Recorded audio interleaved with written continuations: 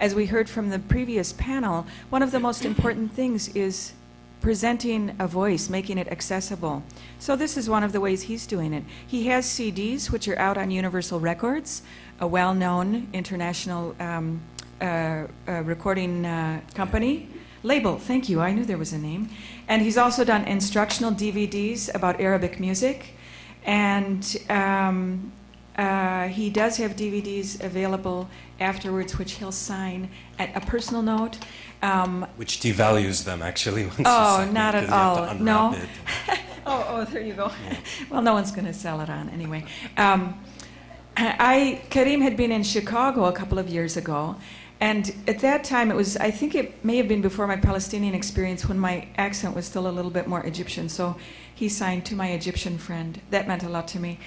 So I knew him already from his performance. I'm going to turn it over now to Karim, who has an intriguing title, Lauren of Arabia, the Americanization of Arab Dance in America. Thank you so much. And just a pre-note that I've always appreciated the Arab American National Museum. There's no place like it in the United States, and I've gone to every state in America performing. And this museum not only published one of my works from 2006, but they've invited me to perform at the Global Thursdays, which was a tremendous audience. As well as helping me get grants to perform in every Arab American or every Arab festival in the United States. So, this museum has done wonderful things for helping us have our own voice as well. So I like coming here, and it makes me like Detroit more. And so I'm happy to be here, and thank you for the invitation. So I love the theme that was brought up in the previous panel, which is to represent ourselves and to be our own voices for various industries. And they talked about in the previous panel the film industry, poetry, and animation, etc. And so, my point would be about the dance industry, and you call it an industry because it's not just a practice. It's no longer things that we've done in our villages, in our closed home societies, where we are playing and enjoying each other, and it's non-threatening when we dance together, but as a performance and as something that you would see in public. And I've noticed from traveling around America that there are very, very, very few professional performers of Arab dance, and I will define Arab dance as we go along, but very few native Arabs. So I will tend to use this word native to save time off the 20 minutes instead of saying Arab/American. But so native versus non-native, if I were to make a percentage, find a percentage of the native practitioners of Arab dance versus the non-native practitioners of Arab dance, in America, it's about 1 to 100, and I'm being very generous by calling it 1%. Why state anything that's less than 1%? That's already small. It's probably close to 1 to 1,000. So as a result, we're not representing ourselves in Arab dance very much, whereas many, many, many Americans or non-natives are participating in a huge industry, for better or for worse. I could spend all 20 minutes sort of highlighting what has happened to our dance because we haven't represented it. What are the Americans doing to it? Many positive things, some things that we would not approve of. I don't find that point to be as important because I think the cause is our lack of participation. But by us not being there, we have left it up to others to represent us, and in many cases it's been fine, but in the end, when someone else represents us, it's not always our voice, it's their voice, and they have every right to use it to something that applies to them in their life. So non-Arabs, Americans are the number one performers of Arab dance in America. So let me define Arab dance. Now, obviously, we have 23 countries, and every region, every country, every village has their own styles of dances. From Dabki in Lebanon to Gedra in Morocco to Fellahi in Masr to Shobi in Iraq. All of these possibilities, it's infinite, infinite, infinite. So Arab dance meaning dance that comes from an Arab-speaking country, quite simply. Now, what is the one dance that has become the most popular, the most propagated, or even I would call it the default dance. And it's not, it's for many reasons. But what we would call it is raqs sharqi, which is, you know, we could define that as Eastern dance, or sharq has also been defined in English as oriental or orient, which is another thing to be discussed. And that's for many reasons why that dance has become the most popular, not just in the Arab world, but in America. And that has a couple of causes. We could date it actually back to colonialist times in countries like Egypt, for instance, where the dance was taken from its village form and performed in community circumstances, and then aggrandized and turned into a performance, the performance of which is most often than not a solo woman performer, and in the context of entertainment. So, for instance, the cabarets that were created in Egypt, you know, over 60, 70, 80, or even 100 years ago, featured the raqs sharqi dancer, which that raqs sharqi dancer was probably originally, or her repertoire came from Egyptian folklore. And of course, there are other forms of dance in the Arab world. Of course, the dabki is extremely popular. It's infinite. But that's the style of dance that everybody refers to or thinks about, maybe not by that name, but thinks about when we think of Arab dance. In the Arab world and here, it's usurped a lot of other dance forms, even in villages or smaller communities far, far away from Egypt. So raqs sharqi being possibly an Egyptian style, it's become more popular than even local dances in other countries simply because of films, the Egyptian film industry, where these dancers were turned, you know, heroic and the main characters of so many wonderful films. And I think a more practical reason why it's so popular is its aesthetic value. And often looking at a beautiful woman in a glorious costume with grand music, and why would that not be more popular than some of the other less visually stimulating dances? And so that's what I would call the default dance. And when I say default, meaning that when you see music videos in the Arab world of you know, any singer from any part of the Arab world, these pop music videos, and they have the fly girls, or, you know, the people in the video who are dancing. They're dancing a version of raqs sharqi 19 out of 20 times. And so that is the most popular, and it's the most popular in America as well. In 1893, there was the Chicago World's Fair, and there was this dancer. I think it's some people have said she wasn't even Egyptian, but she was called Little Egypt, and that is where this term was coined, either by this new term, which I'm about to say after these two sentences, either by looking at the woman and observing her belly in process of dance, or by this juxtaposition of the term raqs baladi, which means folkloric dance. And so the word baladi, belly, I see a belly, it sounds like baladi, foreign language, that's the name. Belly dance. So here we start with what I'm calling the de-ethnicization, if that's even a word.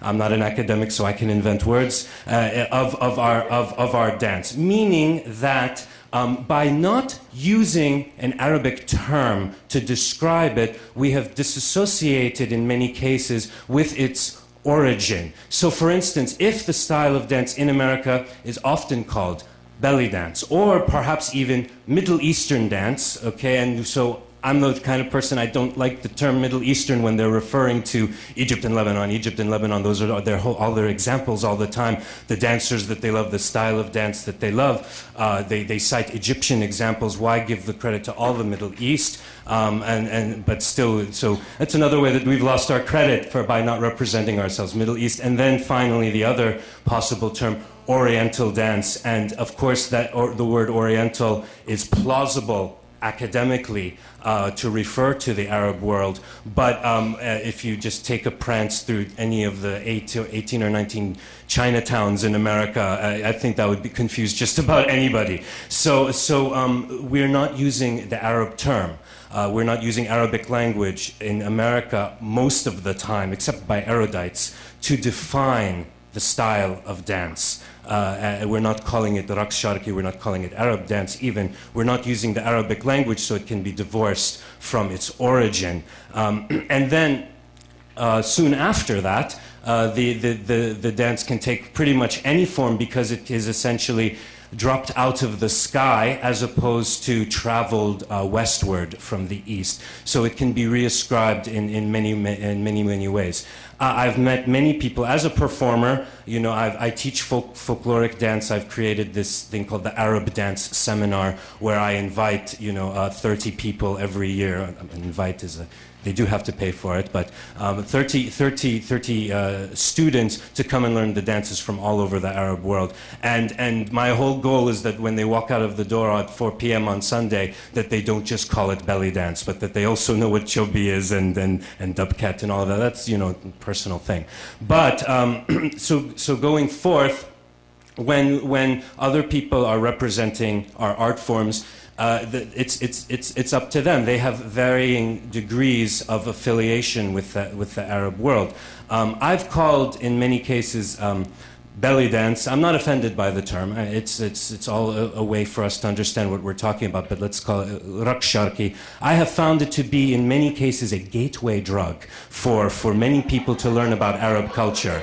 Okay, because I've met innumerable women and men too who get entranced by the dance and then seek to learn other things about the culture as well, like Arabic language, food, and even religion. So I've seen the good side of that, and I've seen the negative side of that, which is the reascription of the dance to having come from somewhere else, or to not have its Arab roots, for instance, to be associated with, and I'm not saying qualitatively if these are good or bad, well, at least not the first subject, fitness, that it's a dance, to lose weight, or it's the dance to, to get bodily toned or whatever, and, that's possible but debatable. And then the other thing that is that I see a lot is goddess worship, which is the feeling that the dance is an invocation to some transcendental power, much like New Age mythology, etc. And an extension of that would also be Orientalism and also Pharaonicism, which is the use of the dance to recreate mythological Far Eastern lands of the sultans and the genies and all these things that the late Edward Said talked about, and also Jack Shaheen in his movies Real Bad Arabs as well, where we talk about this the mystification of it as well, and Pharaonicism being the Queen Hatshepsut and all this mysticism that comes with the pyramids. And I'm an Egyptian, but I can't stand the pharaohs anymore. So basically, I like Arabs, and my problem is that goddesses have replaced Arabs in many of these cases. And so and I can't compete with a goddess,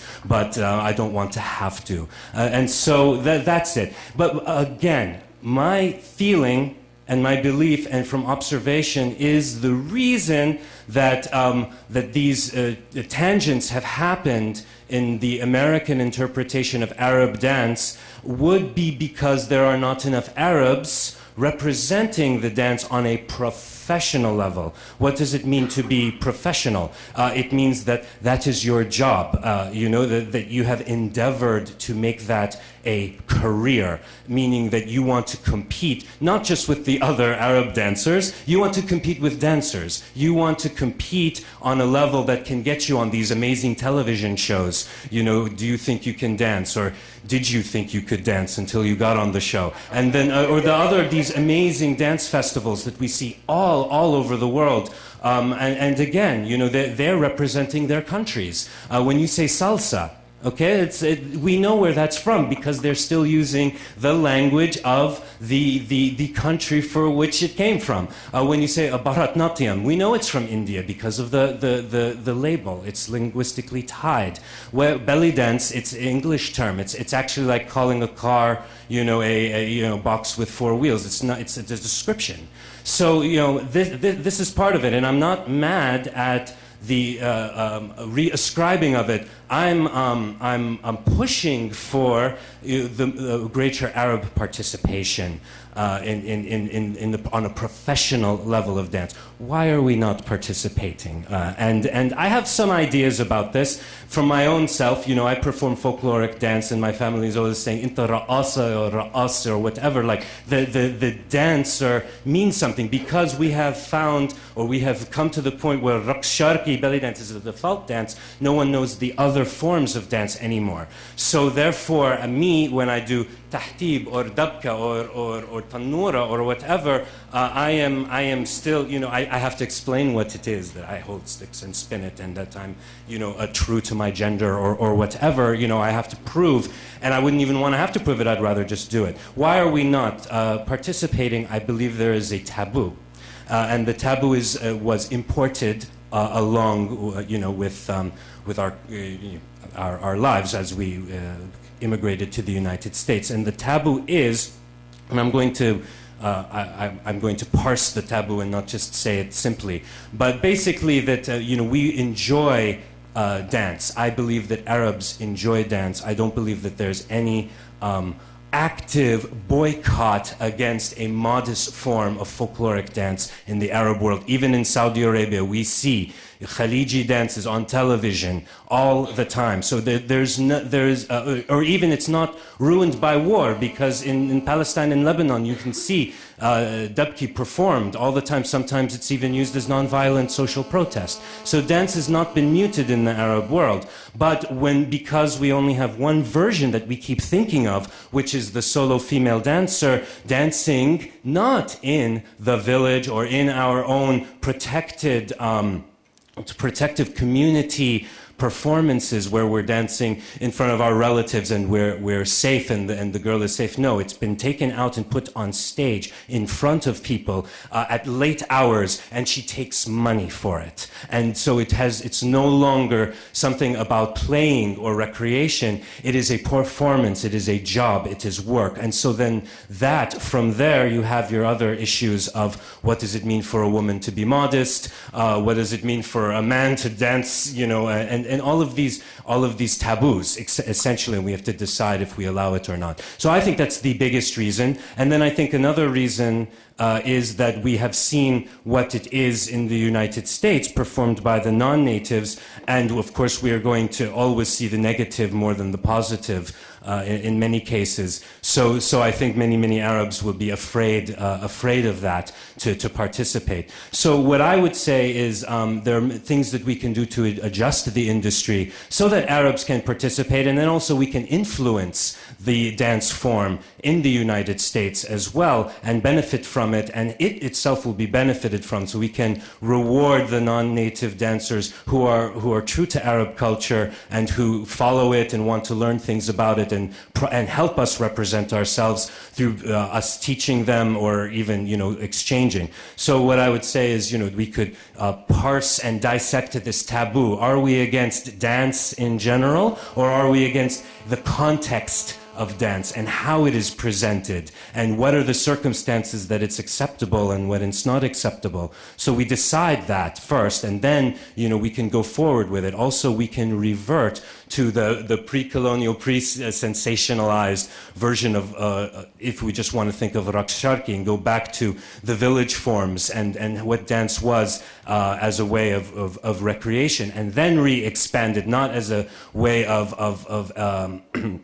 let's say sensual entertainment, which sometimes it's rendered as, but more as like an extension of our folklore and as an extension of our own history. And then what will we benefit? We'll benefit so much from it if we encourage our youth to do it, and it's a legitimate career. And many people would tell me, my parents told me all the time, I mean, I've owned clothing stores, I've worked in an advertising agency, and now I'm a full-time artist, and it's the most stable financially I've ever been from the other industries. Why? Because I like it, and I don't care that I had to wake up and go there. And that's why, is that we know in the American economy all the jobs disintegrate somehow at some point. So that it's just as legitimate as any other job. So we don't need to worry about it in terms of encouraging youth to participate. And what will we benefit from it by being it? Well, we'll represent ourselves. It's another avenue for Arabs to be seen in a big public light, where we can then, from there, create our own dialogue, talk about ourselves as we wish to be talked about. Not to rebut how other people have talked about us, but for us to just have our own voice, and that's enough. We don't need to punish for what other people have said. We just need to represent ourselves. Same would be true in the media industry, film industry. Just start representing ourselves. And then financially, it's an industry. We could benefit from it as well, you know, by having careers and all the above, by, you know, by working in it and making it our standard, and having it a job. Why not? As opposed to having to revert to a smaller, more narrow collection of careers. And so this is it. We would proliferate our own culture more. We would represent ourselves. We'd be dancing, you know, all the time, and we would, and people, it makes people happy, you know. And like I said, the reason, it's a gateway drug for non-Arabs for a reason, because dance makes people happy, and it's a part of, you know, physical indulgence as well as a proliferation of our own culture as well. So this is why I would call for, like Muhammad called for, the you know, creation of a school and society for Arab filmmakers. I would say let's start, you know, an Arab dance institute in America, where we, you know, take control of our dance forms, and we encourage non-Arabs also to participate in it and keep the cultural connection and be responsible for it the entire time. So thank you very much.